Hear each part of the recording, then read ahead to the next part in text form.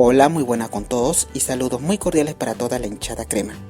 Esperemos de que este sábado, 16 de septiembre a las 8:30 de la noche, estemos alentando el partido entre Sporting Cristal y Universitario de Deportes, correspondiente a la 13ª fecha del torneo clausura de la Liga 1 Betson 2023. El escenario será en el Estadio Nacional de Lima. Esperemos de que hagan un excelente partido y logren un buen resultado jugando en calidad de visita.